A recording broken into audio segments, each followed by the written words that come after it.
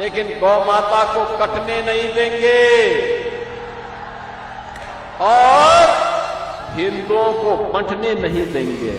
तो आपने देखा दोस्तों कि किस तरीके से बंगाल में जाकर वोट पाने के लिए भाषण दे रहा है कि बंगाल में डबल इंजन की सरकार बना दो, हम गाय को नहीं कटने नहीं देंगे। चलिए हम इसकी हकीकत देखते हैं। मैंने ChatGPT पे सर्च किया कि बीफ एक्सपोर्ट करने वाले भारत के टॉप 5 राज्य।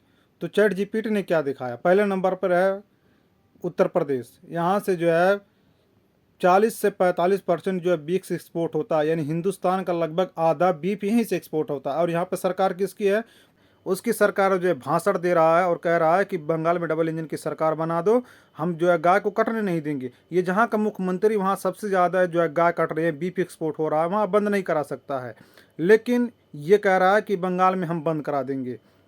दूसरे नंबर पर है महाराष्ट्र।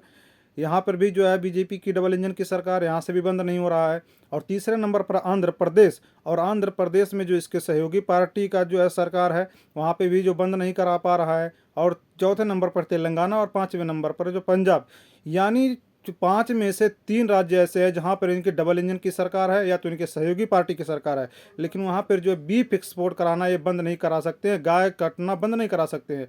और लेकिन वोट पाने के लिए बंगाल में जाकर कह रहे हैं कि हमको जिता दो, हमारी डबल इंजन की सरकार बना दो, हम गाय को कटने नहीं देंगे।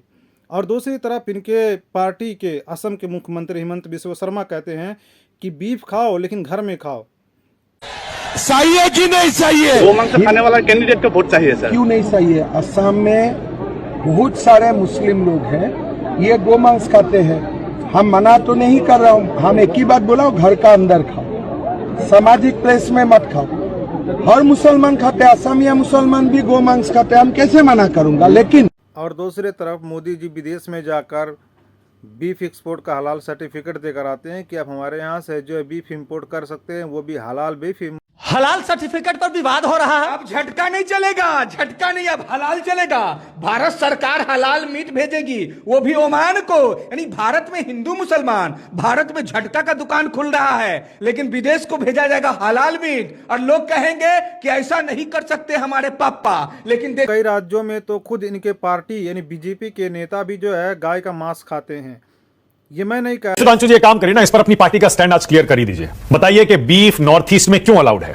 आपके बीजेपी के नेता भी बीफ नॉर्थ ईस्ट में खुद गर्व से कहते हैं कि हम खाते हैं। और ये जो गौ हत्या पर बैन लगना चाहिए, नॉर्थ ईस्ट में नहीं लगेगा, ये गोवा में नहीं लगेगा, बहुत सारे स्टेट्स में नहीं लगेगा। बहुत गजब जानकारी आप लोगों को रहती है, बताता हूं। हमारे लिए कौन माता है? गाय माता है। हाँ? ठीक। जो नॉर्थ ईस्ट में खाया जाता है वो गाय है क्या? नहीं जी, उसका नाम है मिथुन। क्या बात कर रहे हैं? तो ये बता दिया जा रहा है कि वो गाय नहीं, वो मिथुन है। यानी जहाँ इनका फायदा है वहाँ जो है कुछ भी कर सकते हैं, वहाँ गाय काट सकते हैं। और बीफ एक्सपोर्ट ये बंद नहीं करा सकते हैं। बीफ एक्सपोर्ट कंपनियों से 250-300 करोड़ चंदा जो इनको मिलता है। और अगर अब चुनाव में पैसे बहुत लगते हैं, देख रहे हैं इलेक्टोरल बॉन्ड, बीफ बेचने वाली, गाय भैंस का मीट बेचने वाली कंपनी 250 करोड़ रुपए चंदा दे रही है। कमाई कितना होगी सोचिए। अब सोचिए कितना गाय काटा होगा, वो कितना काटा होगा, आइडिया लगाइए बस। आस्था को तो अस्थमा करा दिया। और अगर ये बीफ एक्सपोर्ट कंपनियां बंद हो जाएंगी तो उनको 250-300 करोड़ चंदा कौन देगा? इसीलिए बीफ एक्सपोर्ट को बंद नहीं करा सकते हैं। सिर्फ ये जो भाषण दे सकते हैं कि हम कर सकते हैं, जहां सरकार है वहां नहीं कर पा रहे हैं, और जहां सरकार नहीं वहां जाकर दावा कर रहे हैं।